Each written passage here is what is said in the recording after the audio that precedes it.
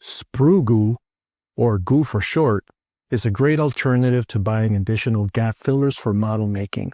The name comes from dissolving small bits of the runners that the model pieces come attached to, or spare pieces of plastic that you may be using on your scratch builds using a mixture of acetone and butyl acetate. Today I'm going to show you how I make it, the consistency I like for most uses, and how I apply it. By the way, this only works on polystyrene, not ABS or other types of plastics. Polystyrene, or styrene as it's commonly called, is not a recyclable type of plastic. So for me, reusing as much of this stuff as possible in this hobby is appealing because it stays out of the landfill.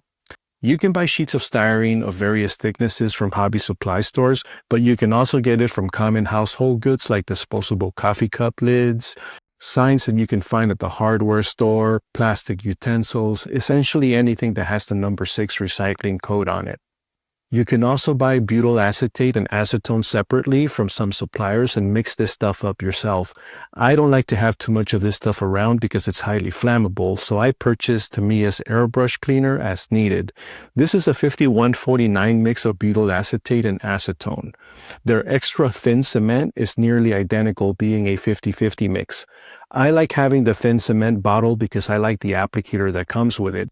But you can also use a fine brush to apply it. Just make sure it's made out of natural hair. When this bottle starts to run low, I just pour some of the cleaner into it. Make sure your work area is well ventilated. You don't want to be sniffing these fumes. You're going to need a glass or metal container to mix the solution in the bits of plastic. I'm using this small glass bottle with an aluminum cap. I added a rubber washer inside the cap to make it more airtight. I take some pieces of plastic, breaking them up as needed, and fill up the container about halfway with bits of plastic, then pour the solution just enough to cover the pieces. It will take about an hour or so to dissolve most of it, so then I come back and stir it with this wooden skewer. I've cut it at an angle and made this sharp edge on the tip to help me apply it on the model pieces. When I'm done stirring or using it to apply the goo, I clean off the excess with an X-Acto blade. After a few uses, I noticed that some of the styrene had seeped into the wood and became more like a plastic tool. If the mixture is too thick, add a little bit more of the solution, and if it's too runny, add a few more pieces of the plastic. Repeat this process until you achieve your desired consistency.